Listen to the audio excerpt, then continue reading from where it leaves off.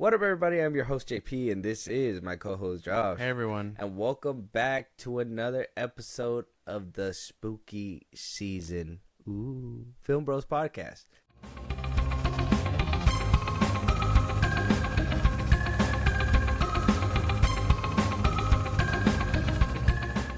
Spooky season. Josh, question. Spooky season. You like Halloween? I do.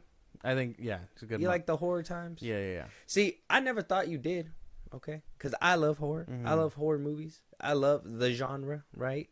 This is the best time of year for me. I have an excuse for you to watch all kinds of scary horror movies and stuff like that without you having to be like, why do I gotta watch that? It's Halloween. Mm-hmm. You have to watch it. Yeah. So, like, me growing up with it, every single year, I'm excited for this. And knowing that we're making this a yearly thing where we're going to have these spooky season conversations. Yeah. And we're going to go and dive into these older movies and maybe find some hidden gems that people don't really want to go take the time to go look at because maybe somebody on the internet said it's no good. It's no good. But, I mean, you growing up, I remember distinctly, right? And that's the good thing about us here at the Film Bros podcast. We're actually bros, so I can remember a lot of stuff and we can have the nuanced conversation. But, like, you growing up, you weren't a big fan of horror. And it wasn't until, like, last year where I kind of feel like you dipped more into that horror genre where, like, you actually had to sit there and watch the fucking gore go down. This is our, second year doing this. Yeah. Now that you had at least a year to get comfortable and then another, whole year to basically mentally prepare for this season again, where are you at with the excitement? I mean, are you happy to be back? What are you doing? I think I'm still very picky about horror movies, dude. Like, it hasn't changed. Like I'll give more of them a chance, but it has to be, like, an interesting concept. Unless you're like, no, we're going to watch this. And in which case, okay. But if you give me a heads up, like, oh, watch this movie, it's about zombies. Sorry, no. Yeah. Oh, if it's about this, like, that sounds boring, dude. Like I'm very picky about horror, but I think I'm pretty much over, like, unless it's like something that makes you, like, very squeamish or like I gotta turn away for a cool minute. I can say that I'm cool with the genre. I do like this time of month or this time of year, not just for the horror stuff, but the vibes, bro. Like pumpkin spice and all that, like, that's pretty cool stuff. Oh, that was the whitest shit I've heard on this podcast. Why would you pumpkin spice and like the flowers, the leaves changing and all that stuff? That's cool. I like that. Leaves changing. I like the vibe. Yeah, leaves changing and stuff. Gets like colder. Not pumpkin spice. It gets colder. It's nice. Yeah, it's a nice vibe. Yeah, actually, it's have been getting a little colder around here as of lately. So that's obviously a thumbs up. But yes, horror movies as a whole. I mean, we're gonna be doing this every single year. Yeah. If you notice, we don't really talk about horror movies throughout the year unless it's like something that we really need to talk about. But other than that, this is the time of year where we kind of save it. We watch trailers and stuff, but that's about it. Yeah, we'll watch them on our own time. Me personally, I watch Halloween movies all. Yeah, you can watch it year round, but I don't know. I feel like it's out of place. You know what I mean? No, it definitely feels. I feel like I'll watch a bunch of random horror movies throughout the year, but like when Halloween hits, I want those bangers. I want those ones that are like that you'll always remember as a cult classic. You know, Halloween's always the one they save for the Halloween month. I'd never watch it out of pocket at a different time. Nightmare on Elm Street, I also feel like that's another one I don't watch outside of Halloween time. Sinister. Oh, dude, I love when I have my yearly Sinister watchings because I poop myself every single time. All right, man. I mean, we didn't need to know that, but like it helps. I put those. I like those movies, and I've said this before, but I like to put them like in the far reaches of my mind because I like them that much. Evil Dead 2013. Yeah. Well, I just seen that recently. Yeah. But like I put all the good horror movies that I know, like, in the back of my mind because it's like if I think about it, it's gonna ruin the vibe, and then I won't become as scared. You know. So which ones are the ones that you say for Halloween then? Insidious. Like, what are must needs? Insidious is one. Okay. Sinister. I think 2018 Halloween is gonna become one. I do have a yearly watch of Nightmare Before Christmas, and Wow, I just had it on my mind. Freddy versus Jason. Okay. I think that one is just that one has to be involved somewhere. You know. Two little nuggets. Ghost Ship always needs to be watched around Halloween time. That one's just a vibe for whatever reason. Yeah. And what's that other one? I just had it too, and it just like slipped my brain. Fright Night. Love Fright Night. Fright Night's a great one. Mm-hmm. Oh, dude, love Fright Night. Okay. The original too, not just the remake, the original. But we'll have a little nugget for that down the road. But today, we're gonna start and kick off the spooky season, this Halloween season, with something a little crazy. I thought we could start off with a controversial film, right? Controversial when it came out. The ending really had people buzzing. I remember when I first seen it, I was like 11, and walking out the theater with other people. I know it was R-rated or whatever, but I had adults that I could go with, so it was great. Yeah. Just hearing the rumblings of like what was that and everything like that, and you know, me doing the research for this film to relive that time and actually knowing why people hate it. I mean, maybe we could be, maybe you could understand, or maybe you could be on the fence, or you know, maybe we'll get your take out of this one. Okay. But this one was a controversial movie. Still to this day, I think a lot of people either love it or hate it. You're never on either. I think it's always love the full movie. That ending has you split. Either you're 50-50, you don't know which side to lean on, or you know, you're definite, hey, this shouldn't have happened, or whatever. But we'll go into all that nuances and discuss all that in literally a second. Josh, let them know what we are reviewing today. We are reviewing 2007's Stephen King's The Mist. Now listen, everybody. We are experiencing some kind of disaster. No, it's the end of days. Oh my God. Something in the mist! Shut the doors! Shut the doors! I don't know whether it's man-made or natural, but I do know that it's definitely not supernatural.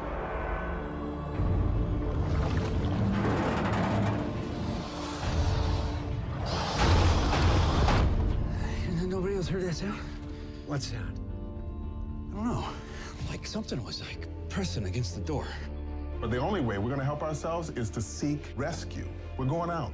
You tie this around your waist? What for? It'll let us know you got at least 300 feet. There's nothing out there. Nothing in the mist. The Mist. Obviously, this one came out in 2007. Very ambitious film. Very, very ambitious film. Yeah. Try to do a lot. It did crazy amounts of work, to be honest. A lot of groundwork for Stephen King. Now, I know the nuances, and you know, we're gonna discuss a little bit about the book and the ending to the book and the changes that they made to the film, from that to the live action adaptation. Stephen King endorsed the ending. Okay, that's one thing that I want to just preface from all this. Yeah, no, from the movie. He loved the ending in the book, but he also loved the ending in the movie, saying that he wishes that he would have thought of it. Oh, okay. So, you know, even Stephen King endorses it, but that's still not a good stamp or label for some people. Yeah. That the ending is still very, very much split down the middle. So, Rotten Tomato score 73%. Popcorn meters at a 65. Yeah, accurate, I guess. Yeah. I kind of feel like Rotten Tomatoes wasn't around this time. But I mean, looking at it now, I think a lot of people probably just ended up finding it a cult classic. I mean, just a little over half. That makes it the majority. But, I mean, 15% over half kind of says a lot. Maybe that little bit is probably in the wrong. We'll have to wait and see it. And, a little fun fact, it came out just a day before my birthday in 2007. So I was technically 10 when it released. And then when I actually watched it, I was 11. So it is what it is. Crazy how time works. Moving on, we do have the director, Frank Darabont, who directed this film. He also co-wrote the script with Stephen King. So Stephen King was attached to this film as well. Like I said, he did endorse it. He even says he wishes that he would have thought of it. So, you know, I want to preface that just to make sure that people know that this is this is something Stephen King even says. So Okay, you yeah. know, so And hold your pitchforks at least to the very end when we give our take. Yeah, apparently he's very vocal about it. So, you know, he hated The Shining, and he really likes this one. I looked it up, and apparently the movie does end a little differently. Yeah, I mean, the book ends differently. yeah, and we'll talk about it right now. Okay. But ready? But this movie, for the most part, they say that it holds true to the adaptation. The book itself is just the ending that is actually tweaked. So that's going to be the bigger topic towards the end of the episode. Thomas Jane plays David Drayton in this film. If you know who Thomas Jane is, he played the Punisher, the original Punisher, way back when. Yeah. Marcia Gay Harden was Miss Carmoni. Andre Braugher, R.I.P. to him, played Brent Norton. Laurie Holden as Amanda Dumfrey. Toby Jones as Ollie Weeks. William Sadler as Jim. He looks kind of like a young Gordon Ramsay in this picture. That's so crazy. I never in my years. Jeffrey Demun as Dan Miller. Francis Sternhagen as Irene Repler, and so on and so forth. Actually, looking back at this film, we do have a stacked cast. Melissa McBride as the woman who wanted to go pick up her kids in the film. Yeah. I mean, she was in The Walking Dead, I believe. A lot of people probably missed that because this movie came out all the way in 2007. We also saw Starkiller in this film, which is Sam Witwer, which is a crazy cameo. Crazy. Yeah. Who would have thought? In this day and age. And even held the knife as Starkiller too. Yeah. So, I mean, hopefully that was a little nod. I haven't seen anybody talk about that, so I mean, hopefully. It's pretty cool. Yeah. Cool little nod for some people.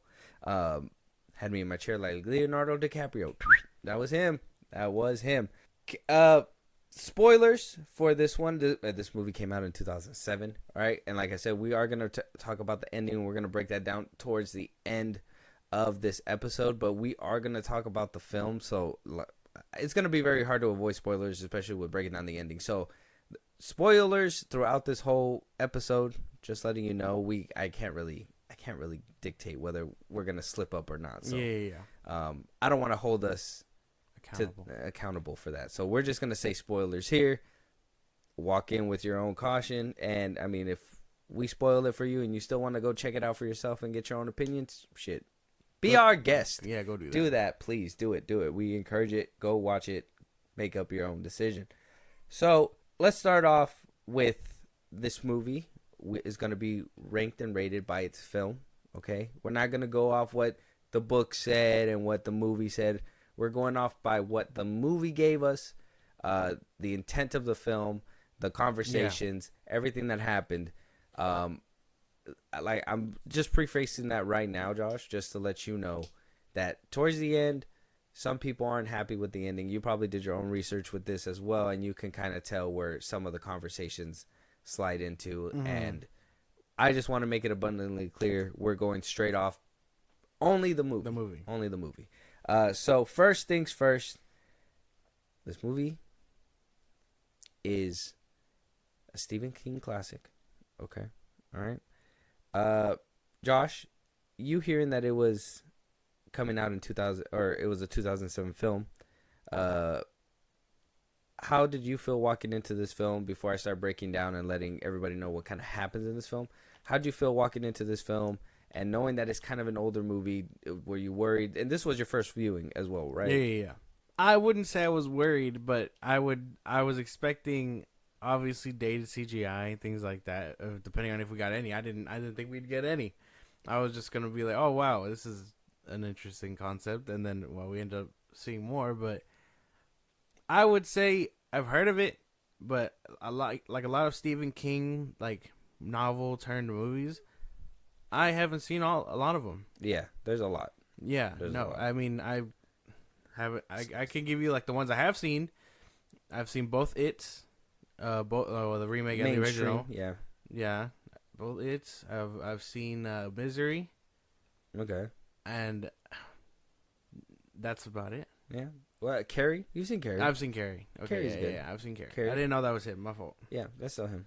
But okay, so I mean, I don't know a lot of his stuff. I know outsourced material. I mean, he called The Flash a good movie. He does give his political takes. Yeah. On He talks Twitter. about a lot of stuff, but I haven't personally seen a lot of it. Like, I haven't seen Cujo, haven't seen The Shining, and I just know he hated it. Shawshank Redemption, saw that one. Stand By Me, The Green Mile, I've seen that one. So, I mean, very, very, like,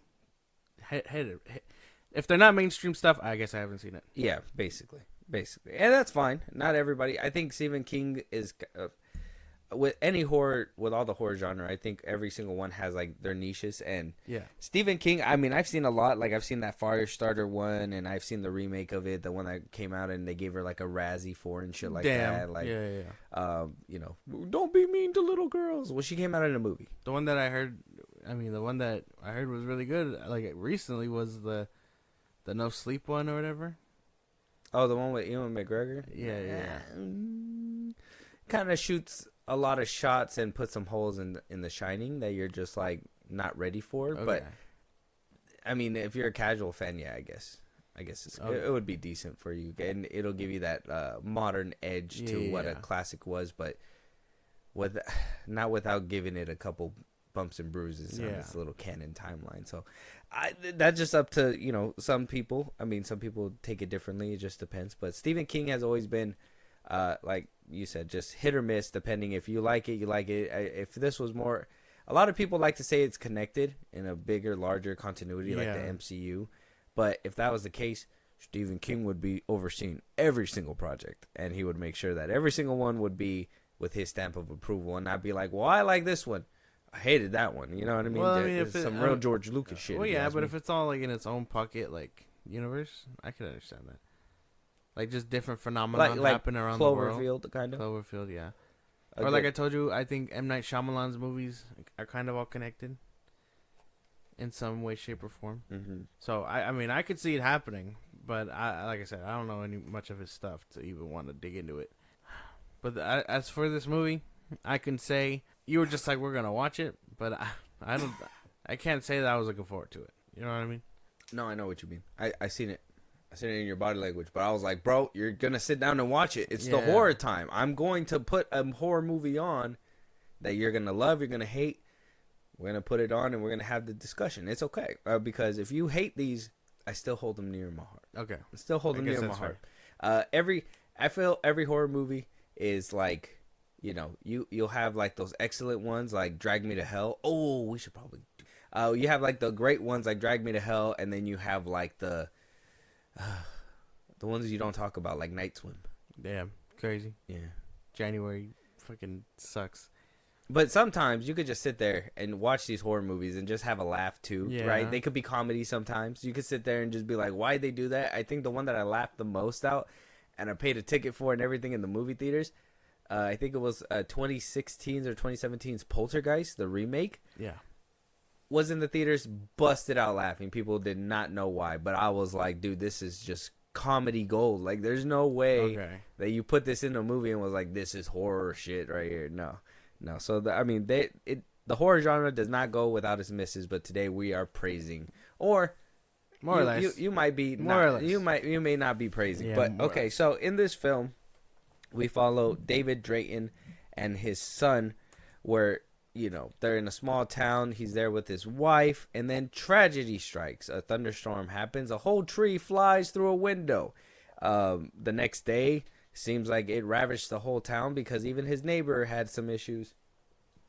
Had his car struck by a tree, while his tree also struck Drayton's back house. Yeah. So here they go. They make amends and say, hey, we're going to go to the store, the warehouse, to go get some stuff. Drayton takes his son and takes his neighbor with him to the store, where it seems like the whole town has been hit because everybody is there to basically buy some goods. You get a little hint of the mist when before they head to the store, and then right at the store is when shit hits the fan. You hear people screaming, a siren, alarms. You got people rushing towards the store, and the mist just creeping up oh so slightly on everybody, and even making a scene to show you that the mist is seemingly killing people, right? I got that dude in the car right before it hit the store. People are panicking. A lot of this is faceless monsters. Obviously, 2007 was not the year of you wanting to put everything on screen, but they tried. Oh, did they try? Drayton is there with a bunch of other people where they are having their own little panic attacks, right? Humanity is on the edge right now. They don't know what's happening. They're seeing people get killed, but they aren't 100% believing it. Drayton is trying to just worry about his kid. He goes down to the docking to go see about the generator. He sees that it's smoking. You do have a couple encounters with some extraterrestrial beings, right? Some crazy shit. A creepy scene with spiders and acid webbing. Yeah, if that kind of pins your intrigue a little bit. Drayton is very much fighting with the people inside of the store. You have a religious nut in there. You have somebody that is a non-believer and refuses to believe. They're 100% in denial to the situation that's happening outside. Obviously, like I said, it is a faceless monster that you do get little glimpses at little monsters. I think in one scene they go full bore and you can see everybody in their full glory because they are inside of the store. But for the most part, inside the story, it seems like a lot of humanity is battling themselves. You have the religious person trying to take a hold and say, "Hey, you need to repent. We need to do something different." Drayton is just trying to look out for what's best for his kid, but somehow keeps being put in a leadership position to lead everybody else. Ollie's a fucking gangster, all right? Fucking best shooter in the damn game, all right? He was able to single-handedly body with single shots multiple monsters until he met. Was a cool, tough character. Yeah, until he met his demise, and then you roll down a little bit further where Drayton says, "We can't stay in here." You have a little bit of scuffle. You get a little bit of a revealing moment that this fog and this mist might be from a different dimension, not necessarily from this earth. Yeah. Kind of some throwaway lines, but at the same time, kind of drives it home that we don't know what's out there. It's just some crazy shit is happening. You don't know. They go off and say, "Hey, it's time for us to get the fuck out of here." They get the fuck out of there. They do their best, not without their own little scuffle, and Ollie again coming through with the clutch, putting religion down really fast with some human tools, and they go and they make their way out. Ollie, R.I.P. Ollie, makes his demise. Sorry, spoiler, like I said. The rest of them head off into the unknown. Drayton tries to go home. Home is no longer there. I mean, what else can you expect? They go off and they drive a little bit further, and this is where everybody seems to derail, because should I say it now, or you want to cover the rest? We should just like a band-aid. Yeah, okay. yeah. All right, so here we go. The ending here. They drive, right? They drive, and then by the end of it, there's no hope. They drive and they drive. The mist is not clearing out. They drove as far as they can until the gas ends. 4 bullets are left in the chamber. There's 5 people in the seat. Drayton and his son is one of them, and he decides to effectively delete all of them, except for Drayton himself. He goes out, and the very first thing he wants to do is, rightfully so, is get eaten up by whatever is out there in the mist. Mm-hmm. And lo and behold, the mist starts beginning to clear up, and military is slowly cleaning up, and you see the evacuation. You see somebody that's earlier in the movie who said, "Hey, I'm getting the fuck on out of here," and yeah, by the end of it, you're left to wonder, what is he going to do? Is he going to kill himself? Or, sorry, scratch that. Is he deleting himself? Is he going to go off here? Is he going to fight in the war? Is it whatever is going to happen? You don't know. By the end of it, it's left there. And we will talk about the ending right now, but that's basically the way that film ends. First things first, we'll go ahead and talk about the characters. So, Josh, Thomas Jane, character Punisher was in this film. A lot of stat cast that we didn't know. What did you think about the characters? How did you think about the chemistry? How did you feel about overall the people in this film? For the most part, I want to say everyone was okay, doing their own thing. A lot of the characters felt one dimensional. Like you didn't get really anything out of them. Our main dude, we just know he's a father protecting his son. We have a religious nut. We have soldiers. Like they had no depth almost. Like none of these characters. I would say that the dire times forced them to try and be something, but even then, a lot of them just revolted back to default, and we're looking for someone to lead them. But other than that, I mean, that's probably like my best 2 cents. I liked everyone. Everyone to me delivered a performance.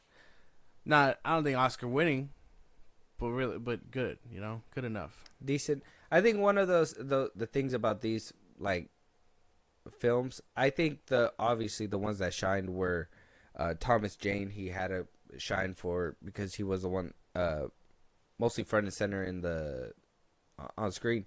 Andre Braugher, though I do see him later on in his career in Brooklyn Nine-Nine as Captain Holt. Seeing him in this one again after so many years of not seeing him and not even remembering that he was 100% in this film, kind of like fever dream type shit. He gave a pretty good performance in the store. I think everything before that, like in the backyard as a neighbor, I thought it was kind of weird. I thought he kind of gave a weird performance, but in the store, I think he really nailed it, and it hit it out the park. Jeffrey Dunham, he's been in multiple films, Stephen King films. Like he was in the Green Mile. He was one of the cops there.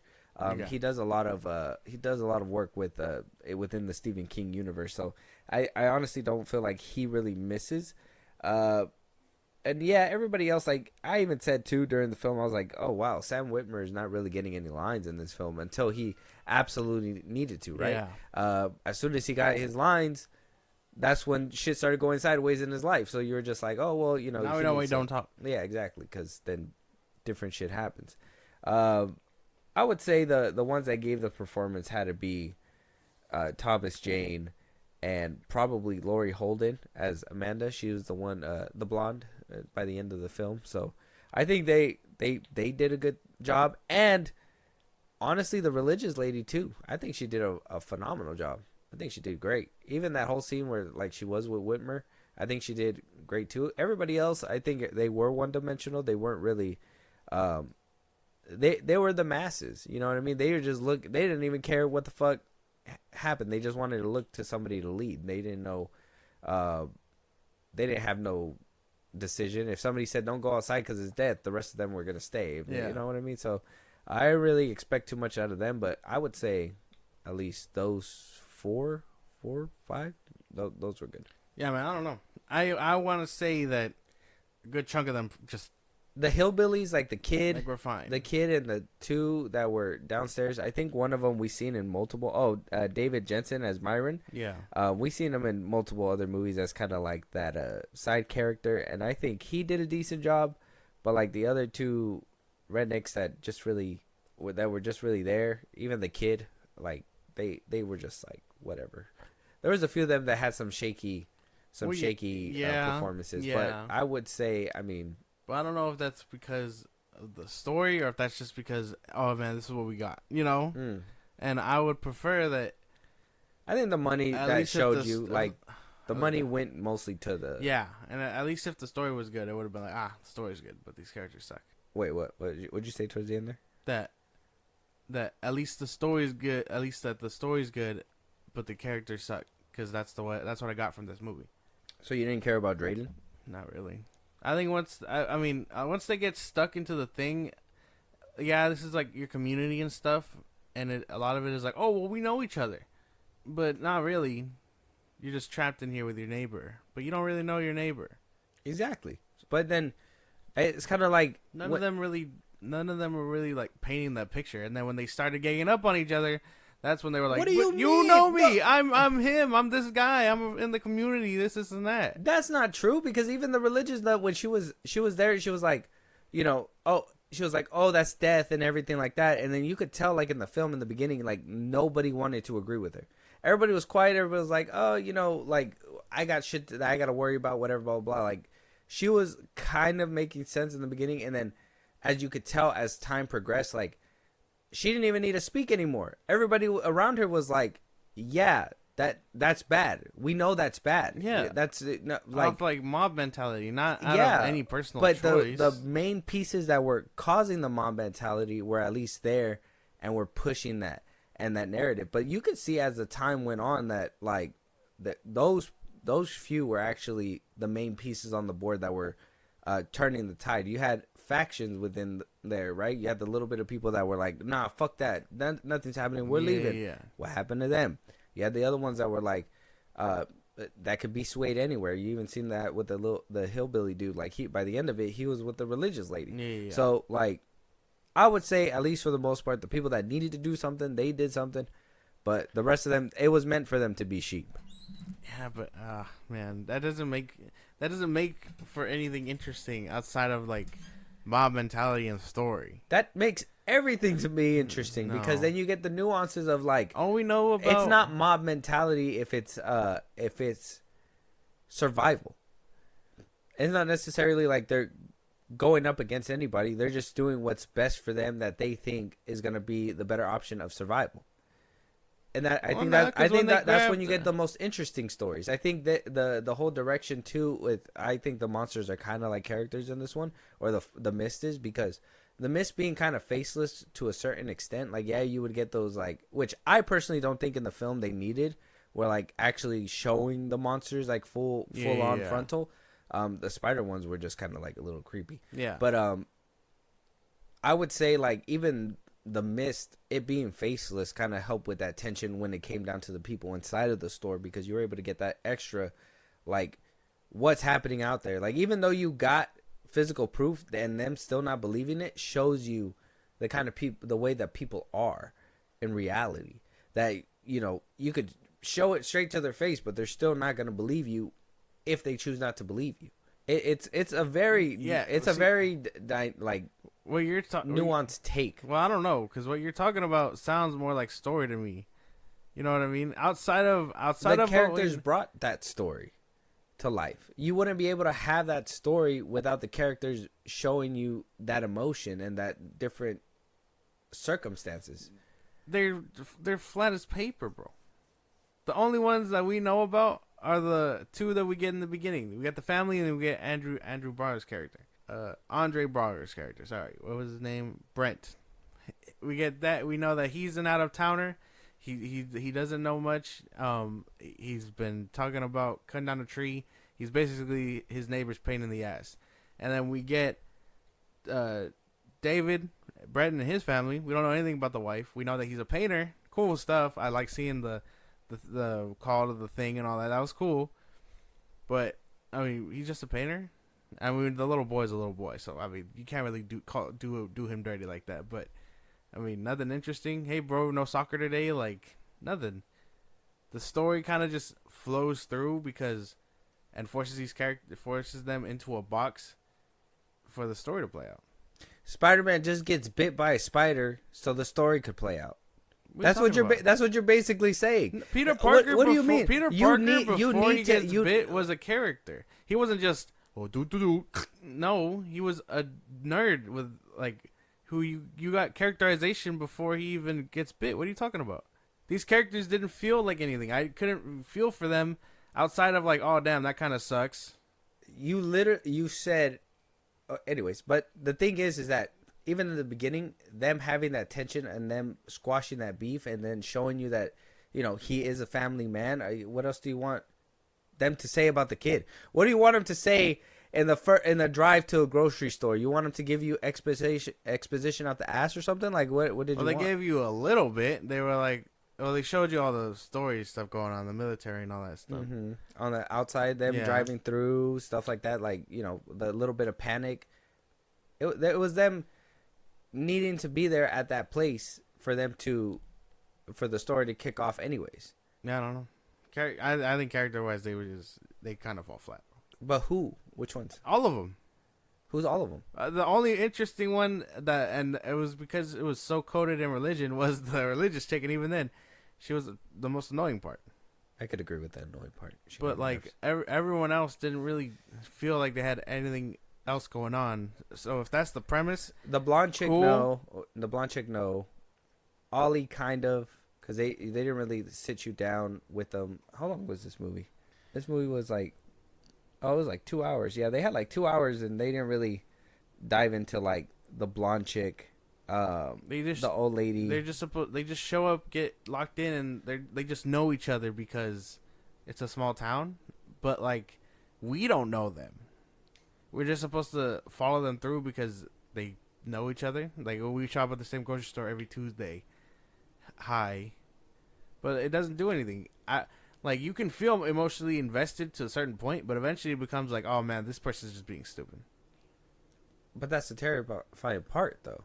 You're locked in with a bunch of people that you don't know, that is so easily swayed, that you believe you do know, but you don't know. Well, that's what I was getting like to. Who was the first person that that's what I'm saying. Like, you're saying that they didn't bring anything to the table, but even Thomas Jane's character, the first person that he went to was the guy that he thought that they squashed the beef, and it showed even through everything, he still doesn't trust nobody.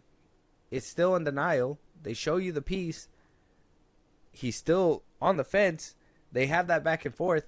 I'm not saying that everybody like was giving Oscar-winning performances, but at least the ones that did, they put in some work. And then obviously the rest of them, they're not really gonna. They're just gonna follow suit because they're just sheep. I feel like we're having two different conversations because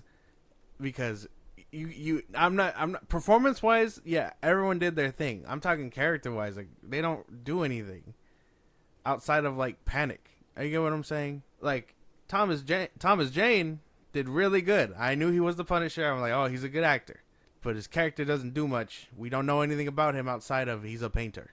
What do you mean he doesn't do much when he's the main character? He's the one that literally helps the kid when nobody else was. He was the one that literally went down to fix the machine. You can have characters do something, but we don't know anything else about them. We don't know anything about them. They were like pretty cut and dry. I guess I guess I can see what you're saying, but what the fuck do you want them to talk about in the middle of a store when they're trying to survive? I like, that's just where I'm just like, what do you want to know about them? And then they kind of give you that exposition-y part when the lady was kind of talking about everybody, the old lady. But I mean, what else do you want to know about it? The fact of the matter is that they're all stuck within the grocery store, and they all have to figure out ways to deal with it. And the different ways that people were dealing with it was in denial, aggression, stupidity. I mean, I would find that to be another thing. It's just I don't know what you wanted them to say. I just wanted a little bit more out of them, out of their character. And he was a reluctant guy who just, wanted to help his kid, but pushed into that hero position multiple times, and still needed to lead them. So it's like, I don't know. That one's a split one for us. Yeah, no, for we're sure. not. I don't think we're seeing that. No. But at least we can agree that performance-wise, everyone did pretty good. They did okay. But character-wise, I guess motivations are kind of muddled when it comes to that. I mean, but I would just assume the main motivation is survival. Yeah. If the simplicity behind all these things, like, again, I don't know much outside of Stephen King other than It and all that stuff. So I don't know what his other movies are like. Well, all the movies that he ever makes is good and evil.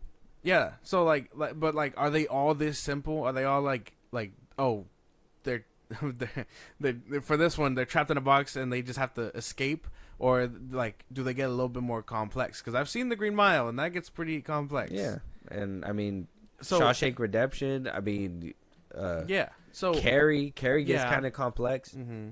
And they all, that one, I know that one, good and evil, religious things and all that stuff. It's just, I mean, we've said it before, and like we've come to the consensus. But like, if you have a simple story and complex characters, you can have something good. But if you don't have characters and you kind of don't have story, what are you left with? You know what I mean? Like, we've had that. I guess that's where it's going to lead us to our next spot, which is plot and story. So, plot and story. The story is survival. They get stuck in the thing Mm-hmm. with strangers. The whole, mouse in a maze kind of thing. They try to escape. Like, the premise is nice. Not mouse in a maze. I would say cornered. Mouse cornered. What I liked about the story for the most part was the actual mist. Like, I guess that's a character in itself, right? Because that's like the fear. You don't know what's out there. Mm-hmm. It's just fear in itself. People don't want to move out of fear of we don't know what's out there, and then you have fear overwhelming the characters inside, which kind of forces them into everything. I mean, story wise, I would say it was pretty alright. Some stuff kind of just happens, but for the most part, I think I can let it go. A lot of it's pretty good. What do you mean stuff just happens? Well, they let the dudes go. They let dudes go like twice. Who? And then they die. Fuck, what's his name? Brent and his group. They go, die. They let out another dude. He dies. The clerk. This actually, now that I'm thinking about it, okay. The dude, where he pulls him in, he's like, "Oh, I saw tentacles or whatever." This is like right at the beginning, where he's like, "I saw tentacles," and the dude's like, "You sound ridiculous." Like him and the farmer for some reason. I'm assuming he was a farmer, but the old guy, he was like, "You're ridiculous. You keep talking to me like this, I'm gonna hit you," and this and that. And then it takes seeing to believe it, and it's like, nah, man. I feel like that just, if we would have gotten it a little bit sooner, it probably would have been fine. But no, a lot of that stuff just happened. Like, why did the bug not bite the religious chick? I don't know. I'm assuming because she was steady. Because she stood still. And then that kind of reinforced her God complex. So it played, like, into the story, too. I mean, yeah. That was a little... that part I found interesting. That, like, that experience took everyone to be like, she's the Messiah. Oh! Like, but, like, before that, the bug choosing not to do her in like that, or anyone like tell her to shut the fuck up first. It was a little weird. I don't know. I feel like, why would it be weird if you think that somebody's a fucking crazy nut job? You're not gonna believe them. Just tell her to shut up. Be like, hey, we got bigger shit going on already. Well, that's why I'm telling you in the beginning. You had nobody siding with her at all, agreeing with her, but nobody saying anything. And then towards the end, you got people speaking for her. I like the premise. I do like the story for the most part. I guess that's what it all boils down to. What'd you think? Story? I think the story was great in this one. I think the survival instinct, them having to be put in that situation. Obviously, different minds cause for different things. You have the military men in one spot who know something's up but refuse to even want to help. Yeah. I mean, throughout the story, you're kind of wondering why they're so reluctant to even do anything, why they're so frazzled. They just don't, they don't get it. And, towards the end, you start piecing it together like, holy shit, they knew something. They knew something this whole time. The religious person, obviously, like I said, her character played a direct part in the story, so I really like that, her arc within the film. Drayton being the father and basically trying to be the guy of reason, with a sane head, just trying to get home and trying to stay alive, where everybody else don't know. And then you have, obviously, like I said, the sheep, like Ollie. I think Jeffrey Denman and Laurie Holden were kind of playing that part of, the sheep as well. Like, hey, we're just looking to survive. Yeah. You look like you're making the most sense. We're following you, right? And you had the two employees as well, or whatever. And then eventually, as tides were rolling, those numbers were thinner, and other people were like, "No, this is the best way to go. This is the best course of action." Yada yada yada. So, I think the story bounced well with the way the characters were going. I do think the story dragged a little bit when they wanted to show like those big instances of like full on bug and fighting and all that. Even though you got some cool stuff like that scene where you find out that the cop was taken this whole time as well, and then spiders or whatever. Like that was a nice little callback to the beginning. Same thing. I think even the ending too. I think at one point you can kind of forget that he even had a wife, and so for him to go back and see her the way that she was, I think that kind of plays like a full circle moment into in the story as well. So I don't know. I think the story simple because it's just a simple tale of like what happens when you put a bunch of different minds into a pot and crank the fire up and tell them to escape. Like at that point, what kind of rationalization will people be making? And honestly, I think a lot of people would be acting exactly that way. Like, you'd have people who would follow the strongest person. Yeah. You'll have people that would follow, the one that's gonna they've accepted death, so they're gonna follow the person that's gonna get them into heaven's gates, right? So it's like you have those different factions, and then it's just having all that to like deal with. It makes an interesting story for me. Okay, I get what you're saying. I don't have anything to I guess I don't have much to rebuttal because it's like, different. It is a simple story. That's what. There's not much for me to be like, oh, you're crazy, because it's like, the complexities come from the characters. No. Not really. Yes. The story forces them to do stuff. Religious person. I just named it. Religious person. I told you I like that aspect. Yeah. You have the Drayton, right? Drayton, him being the kind of like the sane one within the group. You have the military men on the side, which you kind of seen their outcome and the way that they kind of ended up. So it's like, I don't know. It's hard having. I like the concept. I think I like the concept. I like the concept of the fear just being too much for them to handle, and so they're stuck. I think that like deer in headlights. You know what I mean? Yeah. Like I was vibing with that for the most part. As for unnecessary like scenes and stuff, I will say it did kind of drag on. Yeah, there was. And some I don't know if that was to pander toward the ending or not. Because, I mean, like, I don't need that whole bug sequence, as cool as they are. Like, I do, like, we'll get touching the CGI and stuff. I like the way they look, but we didn't need half of that. No, and then there's a lot of throwaways, too. Like, that whole scene where they were about to get busy in that locker room, and she was like, no, I think, you could have cut that out, and you could have kind of placed him, like, instead of giving him no lines throughout the whole movie, like, you could have see her at the register and have them have a conversation, like, hey, I haven't seen you since so long, you know what I mean? The little thing that would have went a long way, so when they would have met in the locker room, they didn't need to have that whole intimate moment to kind of nail it in, like, they actually like each other, and then, eventually get to that point where it's like, that whatever happens to them. And it's like, you could have laid it out a little bit easier where it would have hit a little bit harder, and instead it kind of felt like they threw him in there because, it's time to put him in the ringer, so you got to make them feel for these characters and then put them in there. So there was a few scenes that I was like, probably you don't do stuff like that, but for the most part, like, even, I will say, I think,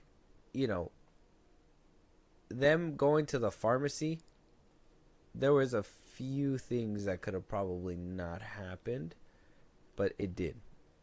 So yeah, there's I would say I can agree with you there. Dude, the last dude that kind of bites the dust before they go into the car didn't need to happen. Ollie? Yeah. He didn't have to go. I understand it probably fit the scenario for the ending. Like, we'll write him off getting eaten and stuff, but I don't think it had to happen. No, and for the thing to just grab one and not the rest of them, it was kind of like, yeah, and I feel like that was their big money shot, like I thought that was pretty cool. It was like this big old like crab looking creature, so I mean that was pretty cool, but I'm pretty sure they were like, that's the money shot. Yeah, or maybe that ending too, where like you see that big ass monster kind of. That was cool. That's what I mean. I like the monsters. I mean, if we're touching up on like CGI stuff, CGI is terrible, but I like the designs. Yeah, in the mist they look a lot better than up close and personal. Yeah. Like the spiders and stuff that you got. But like the one that was walking, it did look pretty like cool. it was like a mammoth thing. Yeah, that looked cool. I was like, okay, if all these things, like some of them are just, I guess you could think about it like prehistoric, Like things, you know, like bugs used to be fucking huge. Yeah. So like all they really know how to do is like their thing. You know what I'm saying? Yeah, like, eat, hunt, build a web, family, things like that. Basically. And so you get human-sized bugs. You're like, oh shit, or bugs the size of a big dog. Did those make you kind of a little uneasy? The spiders? A little bit, because I was like, oh man, that's gross. The acid webbing too. Mm-hmm. I'm like, what the fuck? Then how are you building webs? They don't burn themselves. They like xenomorphs. You can't burn yourself. Yeah, but if a single strand shoots at is like acid. Oh yeah, why isn't it burning on the walls? Yeah, the walls. Or Oh no, there was webbing. like gunk on it and stuff. It looked like they kind of layered it first. Oh, okay. Yeah, I yeah. You know what I'm saying? I get you. Because I mean, I like that when they came in contact with people, it actually like stung and stuff. It was like The almost going like a around the xenomorph. leg was crazy. That was tough. I was like, man, I wouldn't. Shit. This is why you can't put me in a horror movie. If I see you're gone, if I see anything lower than your waist is harmed, I'm leaving you. Yeah, legs. Wait, what? Huh? Yeah. What if I get a nail through the foot? Are you leaving me? Can you still run with a nail in your foot? Not really. I'm like limping, Okay. but fast limping. Yeah. And So no- like, if you're hauling ass with me still, Yeah. I'll do my best to like hold you with me. Uh-huh. But like, if Yeah, you're yeah. like, if the killer's nah. like right behind, I'm gonna be like, let me go, bro. I got him. Okay, Fucking okay. run. Yeah. If you're gonna help me at least crawl a little further, I give my life. yeah, for no, it. but like severed leg or like, I'll be like, I got him 1 HP. no, like Go back and get him, dog. like anything that looks like it won't heal or whatever pretty quickly. You're running a away. liability. You're a Yeah. liability now. If they lose an arm, you could still run. You can run. Yeah. You can escape. Stop screaming and shit. Fucking put the wheels on. Yeah. Focus and then scream later. Yeah. So story. I mean, I can understand, and yeah, there's a few things that kind of slow down the story a couple Yeah. of times. So I can kind of get you when it comes to that one. What about when it comes down to, let's say, visuals and CGI, cinematography and CGI? Dated. A Dated. lot of this. A lot of the camera work looked pretty cool. I wish they would have done a little bit more practical stuff, because we know That that it would've could be happen. We know that could, it's a possibility. I know the budget was kind of small with this film, but like, seeing CGI tentacles and then chopping a piece off and then giving us a glimpse of what could actually look practically. Yeah. You kind of want the practical stuff just a little bit. Yeah. Some stuff could have been made it, and then you could have moved on or something like that. Mhm. You didn't have to like CGI everything.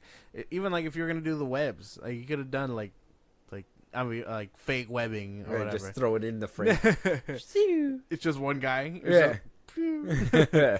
But no, I think that would have been a cool answer to everything going on. But I know 2007, and this kind of being the CGI, ambitious. That means that it was fucking ambitious. they were trying with a budget of like a potato. They were trying. Yeah, because I clearly, I got to be honest. When I first seen it, like I said, I was like 11. Yeah. I seen it again when I was like 15 or 16. So it's been like almost like 10, 11 years since the last time I seen it. Yeah. And like my remembrance of like what basically happens in the film, I don't even remember full on CGI monsters. Like all I remember, like when I was even sitting there, I was like, damn, they really had the audacity to throw them in the damn store. I was like, dude, like I would have just played so ambiguous with the mist. It would have made for greater tension. Okay. I know that but yeah, like in 2007 you were coming out with movies like Transformers and shit like that. You're People like, I want to wanted- compete. Yeah, you wanted some money shots with that, and a couple of them did. I think the far shots, like with the big monster at the end and like the crab and all that, those would have been justified. But I think the little ones, like them flying through the store and stuff and all that, like You those can tell were kind of took up a lot of energy. a from lot the of budget. Yeah. But it was cool when the bird was like chomping at that dude's neck and Yeah. shit, like taking that Yeah, shit you out. got some pretty cool stuff. That from girl it. got swolled up so bad. I know. Worst way to die. Yeah. Worst way. I'm gonna die like that, ugly? Yeah, No. no. Close casket for me. I sir. would have. Yeah, no. I would have bit it back. I don't know. Where you go? It starts. The bug too. Yeah, like So- I wouldn't. It's just gross, dude. Yeah. But for the most part, camera work looked pretty cool. Visuals very much outdated. Yeah, which is kind of insane for a 2007 movie, but we get it. I get it. Yeah, small budget. It was a horror movie. They really stretched out that fucking. They're like, how much more can we squeeze in there? Like all of it. I think maybe that one scene, if they would have just focused mostly on the spiders and stuff, or if they wanted to do the Lotus and make like the spiders like come into the store or whatever as well, instead of giving it a whole habitat on the side. I don't know. One of those had to give, in my opinion. It put more, if they would have gave those up and then the Lotus one or the spider one, and put a little bit more character in depth in those scenes, I think it would have made a different story for sure. Play it out a little bit different. It just felt like they were running into certain scenarios where it was like, oh yeah, we got to kill a few of them for them to understand. No. Some of those didn't have to die. What happened to, oh yeah, first sign of trouble, we're leaving. Bro, dude is talking in a pit of webs. We're leaving, right? I've seen webs this big, I'm out. Money shot was when dude fell and all of his like back broke into spiders. That shit was nice. Crazy. That was even at 2007, like CGI, everything else, that looked cool. Yeah, that was pretty cool. But like, man, I see spider webs as big as like human, I'm out. I didn't even step in foot. Like no, this ain't gonna work. Web, no. Yeah, no. I do gonna that feel with that a on me small for one. hours now. I know. What the fuck? I know. I do that with a small one. A big one, it's just a maze at that point. Yeah, nope, not doing that one. And then seeing spiders crawl out of a dude's body, I'm hightailing it out of there. That's what I'm saying. I am gone. No staying for me. No staying for me. Even that religious person, I'm surprised she was able to hold still with a bug on top of her, because I would have just been like, I'd be like, look, you trust this so much, you come with us. I would have been like, look, we can make it to my house. You just got to stand in front of us and protect us. Yeah, no. Be our guardian angel. Yeah, right. As one would say. She gets 8. 8 immediately? Yeah, right. But yeah, but the well, I guess visually speaking, there wasn't much to like stand out or pop out. Not even like the ending. Like you didn't even get like a gleeful like sunrise or anything like that. It wasn't really too crazy. CGI was kind of lacking, but I wouldn't say. I wonder if we would have a different conversation. Like if we would have been like, "Whoa, bro, that fucking shit was crazy." If we would have seen it like in 2007, but we're in 2024 and we're like, yeah, we've come a long way. And even then, 2007. I seen Malignant, bro. 2007 was like. I seen Barbarian, bro. Pretty cool. So they make that shit look crazy on a small budget. Yeah. With practicality, so it's like you could have done something with the mist. Yeah. But here we are. Before we get to the rating, we got the ending. Here we are. Yes.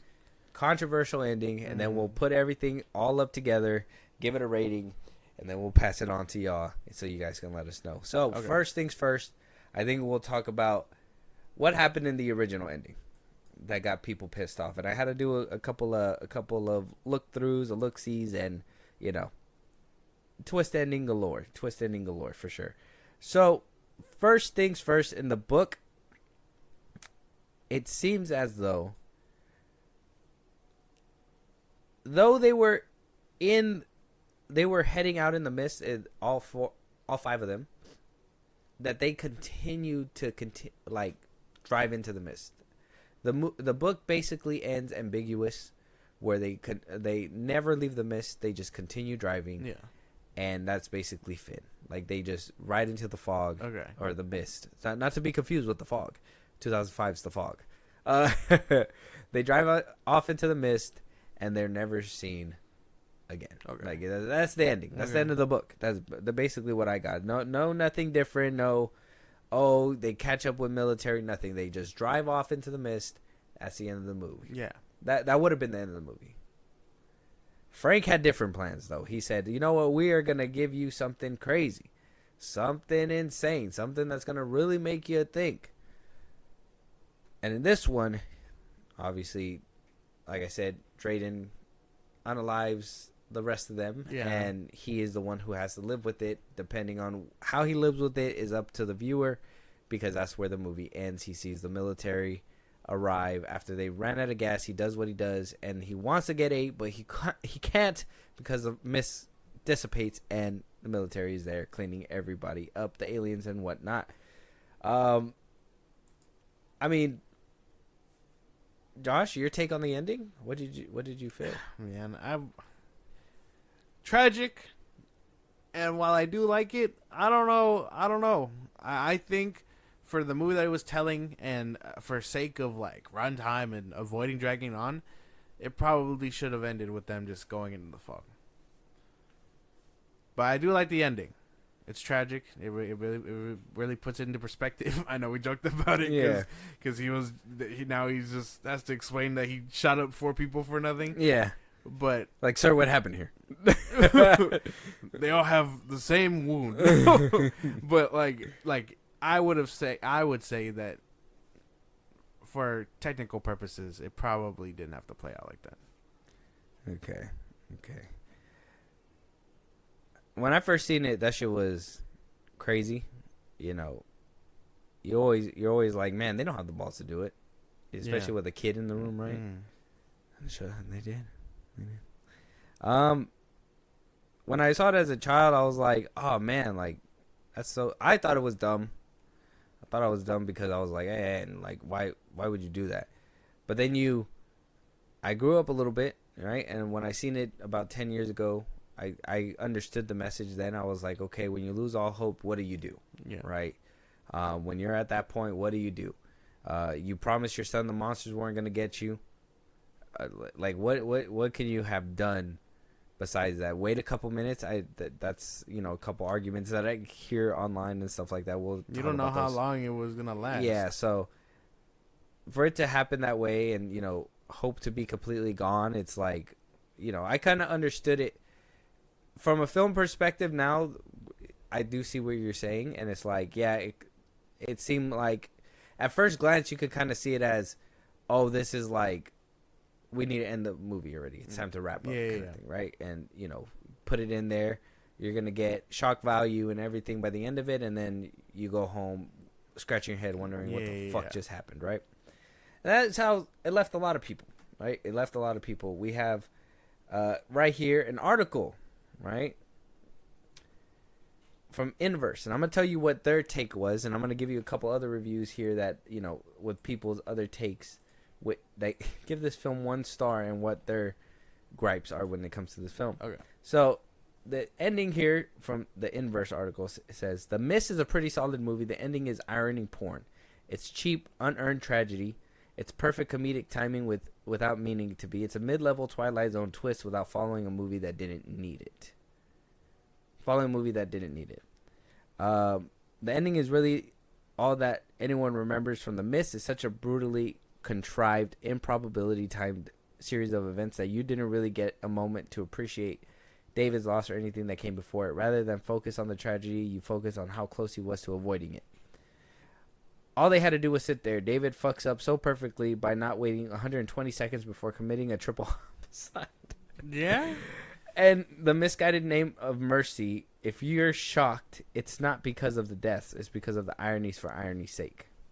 It says, when Carol, which was the lady that left the store in the beginning, is safe with the sounds of the kids in the military convoy, are we really supposed to think that David should have ventured out into the fog with her at the beginning of the movie?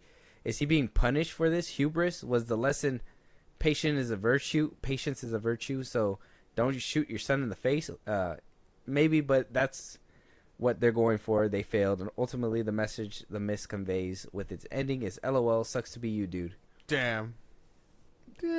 So basic and so just fucked up, in my opinion. Harsh. But here comes another one where it says, the ending ruined the whole movie. I regretted watching it when I saw the ending because it made me so angry that the crazy people would be saved and not actually the same. Also, the way they portrayed Christianity as demonic or satanic is stupid, and it's nothing like that. As a Christian, it's very offensive.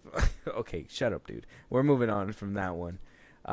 We also have, the ending is absolutely so infuriating. The fact that the acting was terrible, made it hard to watch. However, I still watched it. There were some parts that I did enjoy, but I believe there were way too many unanswered questions. One being where and what happened to the first group of people that left the store.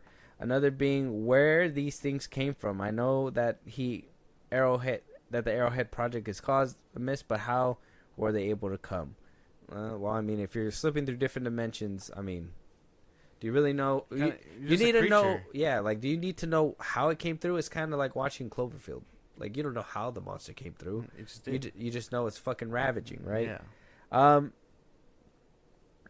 It goes on. It just the ending contrived, poor shock value, absolutely no closure.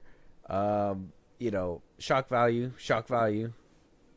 Felt like a director's cut of a bad movie. Is like, holy shit, bro. Like, what are we doing here? Like, why are we so aggressive towards the ending? So this is what I mean. And when I first told you, I said, hey, man, the ending is very controversial. Okay. Everybody has been very vocal about the ending of this film. Any of these comments have validity towards you? No, not really. I mean, I could see shock value for shock value because that is kind of harsh. But, like, if I really wanted my own ending outside of the two, blow it, like, this is going to sound kind of crazy. But if he's going to end up killing him, should have just had the fog stay. Have the what stay? Not the fog, the mist. Oh, have the mist stay. Yeah. Get it fucking right. Not to get confused. Have the mist, like, stay a little bit. Yeah. No, like do it. Have him like cry and then fade to black, or something. You didn't you didn't have to do all that and then him almost get eaten and then boom tank. Like, I don't know if shock value for shock value's sake is like the extreme end, but yeah, no, I feel like there's probably like more than one way to go about it, and Stephen King was just like, I like this, let's do it. Still thinking about it. You know, me being a father now, it kind of hurts to see it because it's just like, man, would I be able to do that? Probably not. I think the argument waiting and being like, he should have waited a few minutes. Like, well, yeah, but you don't know how long it was gonna take. Yeah, he was desperate. They were desperate, so I understand the reasoning. I just don't think I like it. What's better, a mercy shot that's gonna end, second, or he saw what happened earlier. That's why when people are like, oh, it's out of pocket, it's out of, why would he have done that? It's like they laid down the groundwork. The kid said that he didn't want to be taken by the monsters. The father promised him that. The father seen what the monsters can do. I wouldn't want to see my kid be torn up by like 7 different bugs. Yeah, that's crazy. And hearing him in agony and all that stuff. So it's like, to me, it being a mercy thing, I wish it would have been like a pop, and then right before he's gonna do his kid or something, like the fog would have came about, and it would have been like, holy shit, like I just murdered people, but thank God I saved my son, kind of thing. Or maybe the tragedy is he only got his son, and then the rest of them survived or something. Like, it would have played out a little bit different, but I think me being a father now, like I said, it's just that ending kind of hits for me. And for him to have done it so soon, and only because he was like, there's no hope, I'd rather do this than have this happen. And then, to me, it's always a jaw-dropping moment when it's like, I know a lot of people are like, oh, it's comedy, like how he said, oh, it's kind of hubris that, the tank rolls up right afterwards and everything. I don't find it funny because it's kind of like, I mean, yeah, to the outsider, it's like, holy shit, like, we made jokes, we're like, holy shit, dude, but like, if you're putting yourself in his shoes, in which that's what you're supposed to do for the film, it's like, holy fuck, I just did the unthinkable and the unspeakable, and they just found me. Yeah. And now I have to live with this? Mm-hmm. Like, I don't know. Yeah.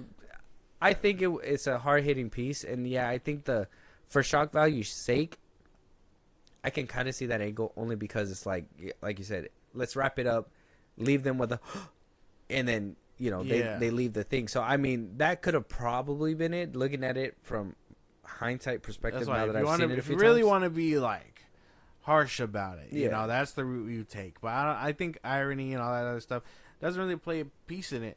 Some people say that this was kind of like a turn for him, but I don't think that was a turn. Do you kind of feel? No. Like, what do you mean turn? Like, because I've seen some comments where it was like, oh, that he never led up to that moment. He never showed himself to be that person. No, but I feel like everything in the movie he was pretty kind heroic. He was doing just about everything to be like, you know, that guy, to make the hard call, you know. So it sounds in character, but it's such an extreme case. And again, I understand the reasoning. I guess if I want to sound like those people, I wouldn't have put him in that. I would have written it differently. I'm gonna put my glasses on real quick, just so I could give my take real quick. If you agree with me, we'll kind of wrap it up here, so we can just be like, I think it's consensus. But my thing is that this man had hope the whole time. He wanted to get to his wife, right? That's ultimately was. He's son, we're gonna go to get your mother. That's where we're going. He promised him the monsters were gonna get him the whole time. You know, he was the one that saved people. When the kid was getting ate by the tentacles, everybody stood around. Who went for him? He did. He did. So he was the one that was like, no, we're gonna protect as many people as we can. I'm gonna get him to see his mother again. We're gonna be together again. Yeah. When you leave the store after seeing everything that you just seen, even though in the best hopes that you were trying to keep people safe, you make it back home and you see that your wife is dead, your kid is motherless now, and it's just you and him and the other people that are in the car with you. You know, you were hopeful throughout the whole movie, and if you would have just held on to that hope for this much longer, a little bit longer, you would have made it. Yeah. But because you didn't, and you thought everything was hopeless, and you looked down a dark tunnel for 2 seconds, you had to make a decision that is always going to haunt you for the rest of your life. Yeah. That is what I got from this movie by the end of it, right? Like, if everything else aside, acting and everything, overall story, like, that's what I got by that ending. And I know a lot of people are like, well, the 2 seconds that it would have... I get it. But if you notice the hope aspect throughout the whole film, and then him just losing it all once he sees that his wife is done, you get it. You understand. He lost all hope. And the very, very next thing that he could think of was a mercy. Yeah. Yeah. So I understand. He was losing it. And then the fog kept going. Your car ran out of gas. You're in the car with these strangers. You don't want to be bug, crab, spider food. Like, you're going to want a way out. The only problem was he didn't have one. So he just got the short end of the stick. So I they had like food supplies in the bag, huh? Did they ever get it back from that girl? No. I would have popped the 3 and kept the bag of food and been like, son, this is for me and you. Every so often, we're going to throw one out so they can eat them, and then we'll be fine. No, I've been like, well, we gotta lose the load. Yeah, there you go. Boom. Yeah, there you go. Like, but yeah, no, I see what you're saying. I get it. So, I mean, kind of agree with me when it comes to that one.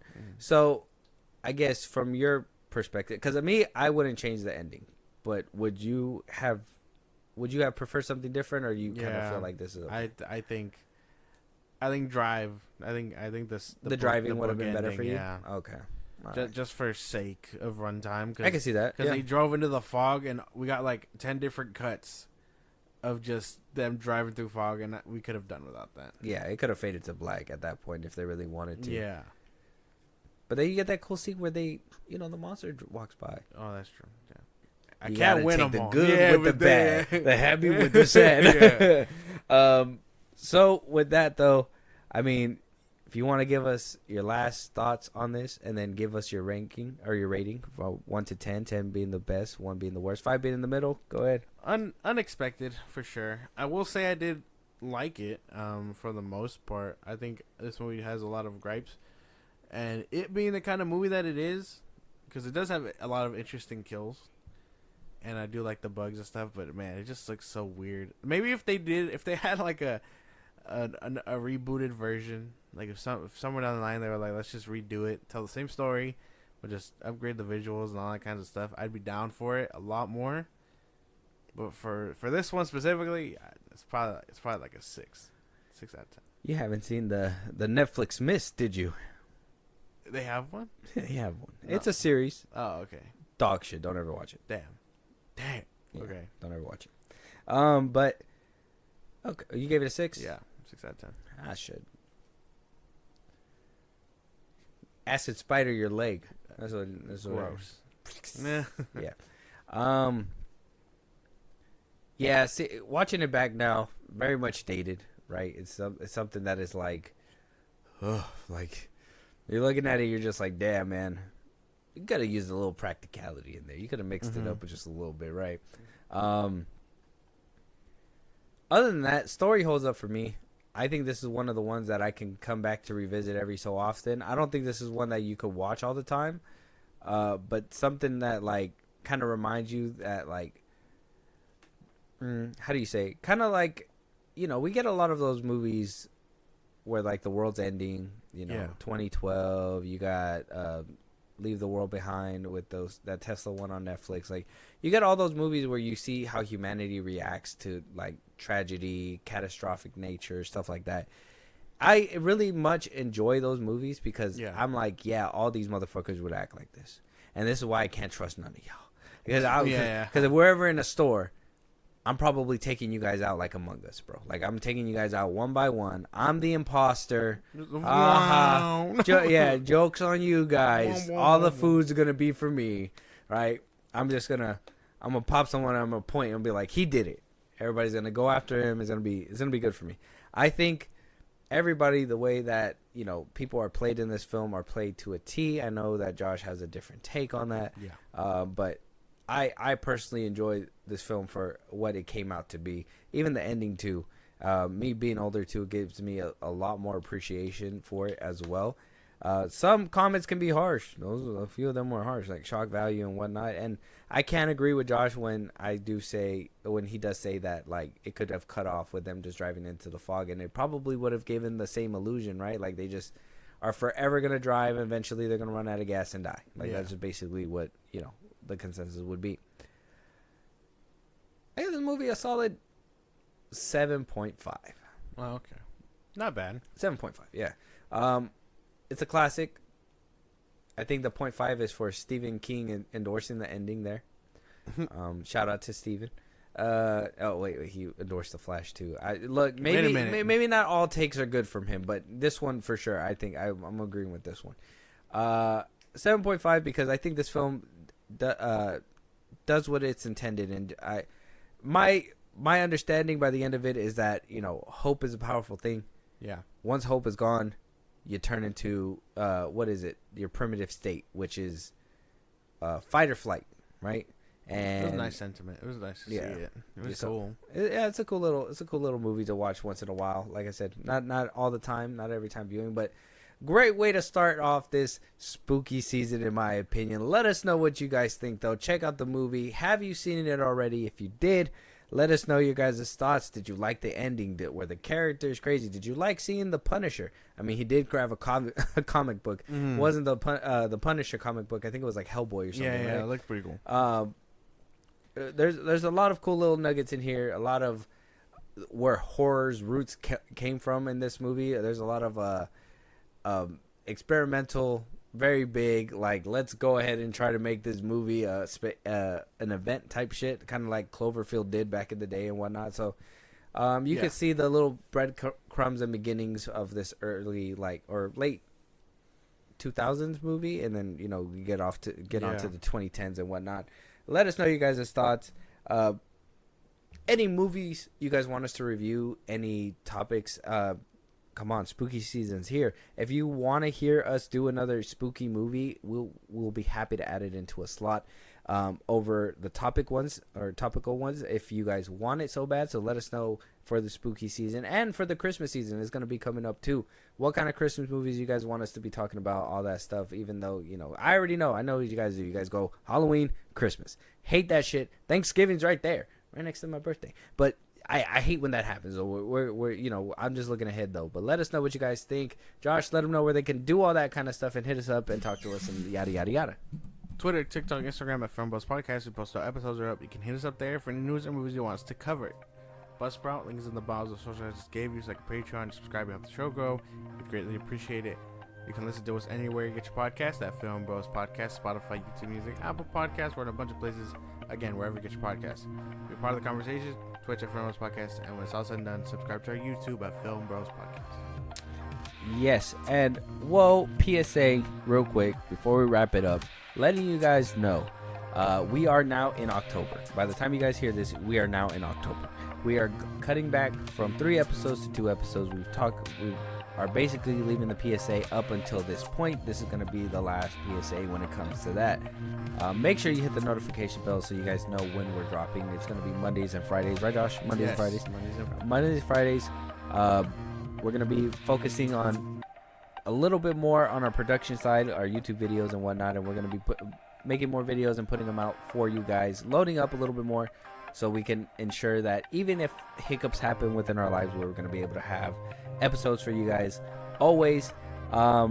So with that, obviously, like I said, hit the notification bell. Make sure that you guys let us know what you guys want to hear so we can make it more audience specific. So if you guys want a certain movie instead of a topical one, we're willing to do that. We just need some time so we can do that and give it to you guys whenever we can. We will talk to you guys on the next one.